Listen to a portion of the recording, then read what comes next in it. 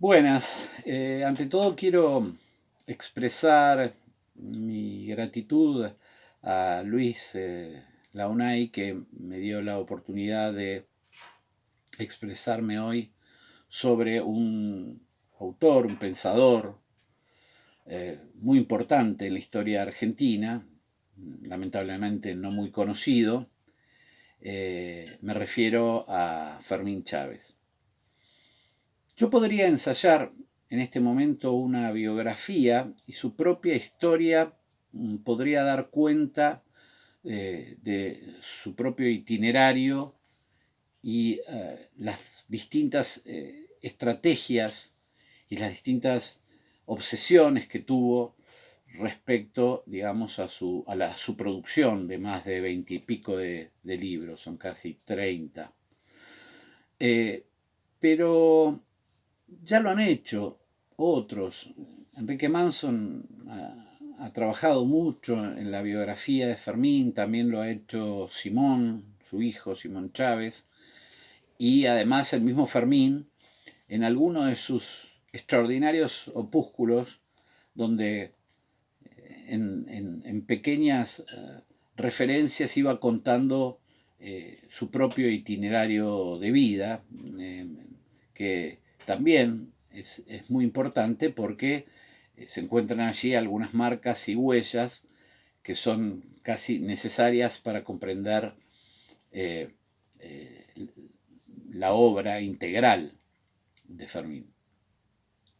Fermín es lamentablemente conocido por sus libros más bien vinculados a la historia, desde una perspectiva historicista, ¿no? Él trabajó mucho, obviamente, un libro fue extraordinario, Vida y muerte de López Jordán, pero también escribió sobre Rosas, sobre la cultura en la época de Rosas, es decir, sobre Perón, ni hablar, bueno, dirigió la, la colección Obras Completas de Perón. Eh, pero la parte quizás que más influyó sobre mí de Fermín fue la otra parte, la parte más filosófica. En realidad, su gran interés, eh, la filosofía y la epistemología, disciplinas que él ha estudiado y abordado con una profundidad extraordinaria.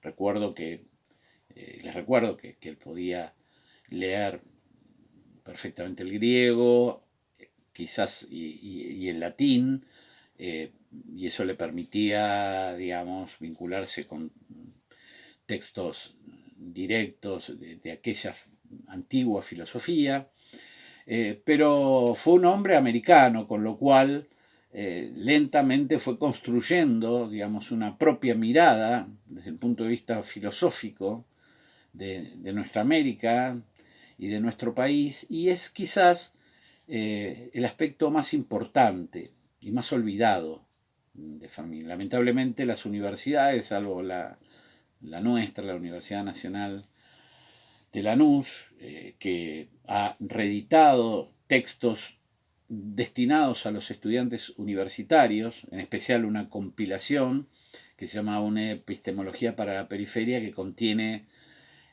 tres textos centrales, epistemológicos centrales, filosóficos centrales, que son Historicismo e Iluminismo en el Río de la Plata, la recuperación de la conciencia nacional, y esto tiene otra llave de Wittgenstein a Vico. Y digo que es la parte que más me aportó, no para, digamos, quitarle valor a sus historias históricos, que son impecables y extraordinarios, porque él seguía a rajatabla un método de búsqueda de documentación asombroso. Se pasaba horas en la Biblioteca Nacional, horas en los archivos, y cuando no podía concurrir a alguno, luego buscaba la ayuda para poder investigar algunas cuestiones muy puntuales que lo obsesionan a él. Obviamente en tema histórico, López Jordán es una marca o huella muy importante, porque él se cría desde muy chico en una casa jordanista, y cuando ingresa a la escuela normal se encuentra con que López Jordán es un gaucho matrero y que el protagonista esencial de la historia de Entre Ríos es justo José de Urquiza. Y ya, digamos, esa huella o esa marca, esa tensión entre la historia familiar y la historia institucionalizada, obviamente demarcará un rumbo que lo conducirá a publicar ese libro, Vida y Muerte de López Jordán, que es un antes y después en la historiografía de Entre Ríos, ¿no? Y además libros muy estratégicos como La cultura en época de Rosas. Bueno, generalmente a Rosas se lo trataba como un producto de la barbarie, y la barbarie lógicamente estaba alejada de la ciencia y de la cultura, y él a partir de sus estudios históricos demuestra cómo durante el gobierno de Rosas se promovió la cultura y se promovió la ciencia y se promovió la investigación. Es decir, los textos históricos de Fermín son extraordinarios porque implican decisiones estratégicas, como también haber asumido la dirección de la colección de las obras completas de Juan Domingo Perón. Pero desde el punto de vista, digamos, filosófico, epistemológico, que tiene también muchos libros, hay uno que marca quizás el inicio de un proceso extraordinario que nos permite a nosotros acercarnos a la comprensión de los fenómenos históricos. Porque así como Perón en conducción política diferencia entre aprender y comprender, en materia de conocimiento también existe una diferencia. Yo puedo aprender historia, por ejemplo. Yo podría tomar la cantidad de libros que pudiera absorber y aprenderla. Pero aprenderla sería simplemente incorporar la información que yo obtengo de esos libros y en todo caso efectuar algún tipo de procesamiento o relacionamiento. La comprensión es un fenómeno más complejo, porque primero parte de la base que, digamos, los seres humanos no somos una especie escindida, ¿no? Razón, pasión, sentimiento, voluntad, están unidos en nosotros. Entonces, cuando nosotros absorbemos en forma dialógica una relación de conocimiento con algo, no solamente estamos dialogando con la razón o con nuestra capacidad memorística, sino estamos relacionándonos con todo el cuerpo y con todo el espíritu. Es decir, cuando intentamos comprender, estamos utilizando todo nuestro ser. Y en ese sentido, Fermín es un hombre que nos enseñaba permanentemente a comprender. Ejemplo de ello, por ejemplo, una anécdota en un momento de la Argentina muy complicado, de mucha desesperanza, año 98, 97, plenos etapa del uno de los peores saqueos que la Argentina vivió. Nosotros estábamos empezando a hacer unos estudios sobre Forja y lo fuimos a ver para ver qué material tenía sobre la Fuerza de Orientación para la Joven Argentina. Y pero fuimos y le explicamos por qué queríamos trabajar la cuestión de Forja, porque entendíamos que Forja había vivido en un momento de gran incertidumbre, etcétera, etcétera, y que muchos de los aportes que los forjistas habían realizado, digamos, a lo que él denominó como paleoperonismo, protoperonismo, aún se encontraban vigentes, etcétera, etcétera, etcétera. Pero estábamos con bastante desesperanza. Y él me dice, miren, yo les voy a, aparte de ayudarlos, nos dio algunas cuestiones que él tenía sobre Forja, que todavía las tengo. Algo muy importante, una enseñanza. Dice, pero la historia es importante, pero también es importante en el futuro. Historia, presente y futuro están unidas. Para poder tratar de entender o comprender el futuro, digamos, vayan y salgan y empiecen a mirar los murales de acá, de Buenos Aires, de la provincia, los jóvenes están expresando sus anhelos, sus esperanzas, etc. Y eso se hace a través de la cultura. Por lo tanto, la cultura siempre anticipa en los países de la periferia, como decía él, lo que va a suceder. Y efectivamente hicimos ese trabajo.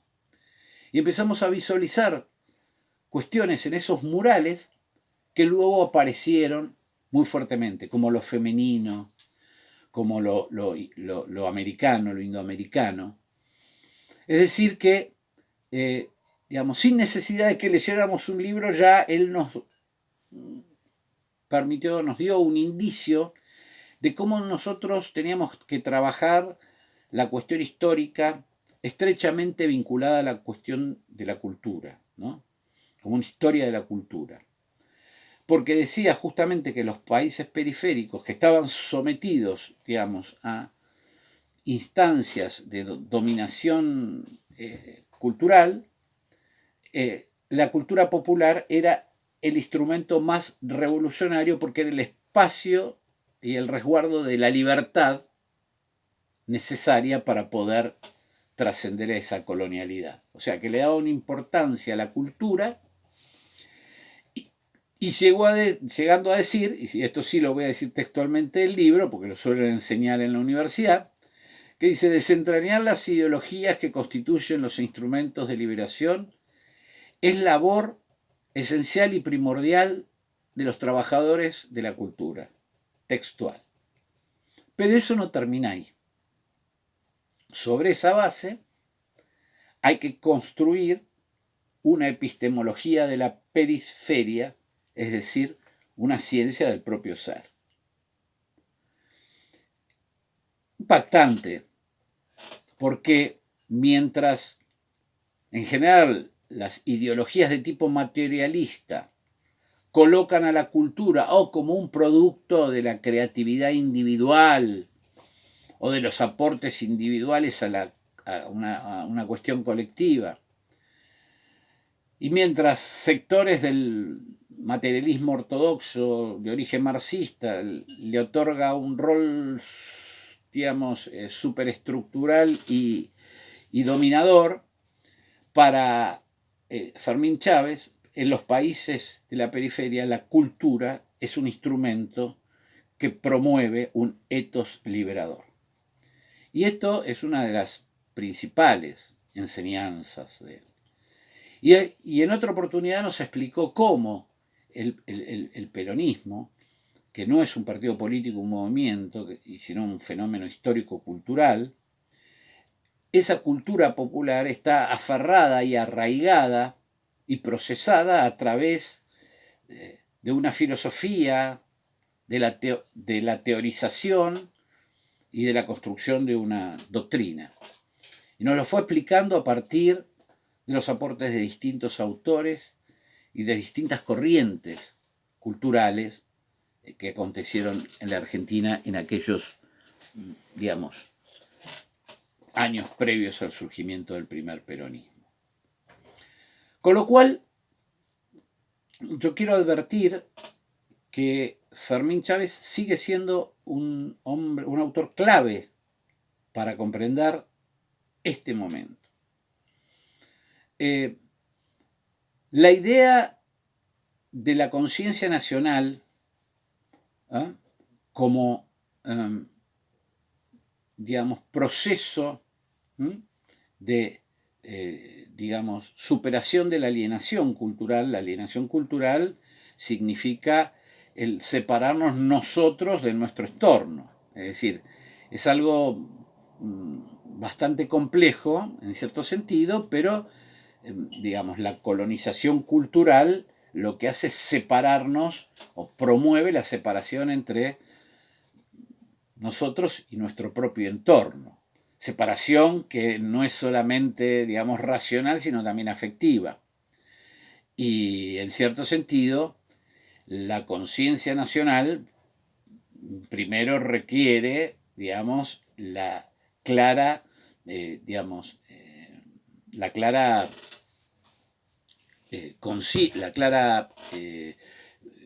determinación de que existe un proceso de alienación. Es decir, a veces dicen grieta, ¿no? De mucha gente que vive en el país, pero desprecia o vincula siempre lo positivo con, ¿no?, ese problema de alienación, de la separación, ¿no? Y obviamente la labor de los trabajadores de la cultura y de los pensadores y pensadoras nacionales en la recuperación de esa conciencia nacional. Son muchas cuestiones las que trabaja Fermín. Muchas que tienen que ver, digamos, con la cuestión de cómo se conoce. Fermín dice que el conocimiento no es solamente racional, no niega el conocimiento racional, no niega la existencia de algo que míticamente se ha denominado razón. Reconoce la existencia de un proceso a partir del cual los seres humanos ejercitamos una función que a través de procesos lógicos extraemos conclusiones. Pero dice que con eso no alcanza. Y entonces nos explica cómo, a través de otros elementos constitutivos del ser humano, también aprendemos. Aprendemos a través de los sentidos, aprendemos a través de las pasiones, aprendemos a través de los sentimientos. Es decir, la unidad que constituimos los seres humanos es la que se vincula con el sujeto o el objeto a aprender. Y eso es muy importante porque es una ruptura, digamos, con el academicismo y el cientificismo clásico. Y sobre esa base es que él realiza libros. Uno se pregunta, ¿por qué hizo Historia de los peronistas de la cultura? O Alpargatas sí, libros no. Esos son libros para mostrar, que intentan demostrar cómo, a través de los aportes de esos hombres y mujeres de la cultura, se construye también doctrina y filosofía política. Es decir, yo no leí un solo libro de Fermín Chávez que no tuviera un engarce estructural, pero además un sentido estratégico, porque los escribía en los momentos que había que escribirlos. Historicismo, Iluminismo y la cultura argentina lo escribe en el año 57, 2 meses después del golpe, lo publica 2 meses después del golpe, y un golpe que justamente venía a restaurar, digamos, el iluminismo y el positivismo importado críticamente de Europa. Todos sus libros entonces son estrategia y estratégicos, y están tremendamente vinculados con esta separación entre el aprender y el comprender, y además con la necesidad de que como comunidad, los argentinos, y como comunidad mayor los americanos, desarrollemos nuestra propia epistemología, pero nos da la clave sobre cuáles son los elementos, o respecto a cuáles son los elementos sobre lo que debemos constituir esa epistemología que él denominó epistemología deo para la periferia. Yo tengo esta pequeña oportunidad de transmitir esto y creo que es lo más importante, porque antes de leer los libros históricos de Fermín, que son muchísimos y buenísimos, hay que entender la posición desde la cual él habla y además la intención que tiene, qué es lo que quiere demostrar. Así que yo voy a aprovechar simplemente estos minutos, o aproveché estos minutos porque ya, para transmitirles a quienes nos escuchen recomendarles primero, si tienen realmente voluntad de comprender lo que pasa y pasará y pasó en nuestro país, leerlo a Fermín Chávez. Segundo, si intentan comprender qué fue, qué es y qué podrá ser el peronismo, es indispensable que lo comprendan, que lo lean. Para mí es el autor que con mayor precisión conoció y pudo describir el peronismo. Así que bueno, yo agradezco.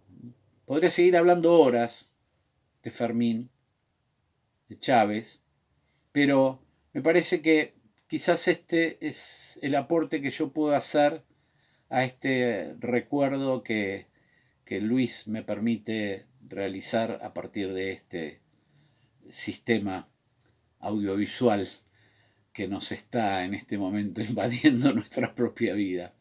Bueno, muchísimas gracias y espero verlos pronto.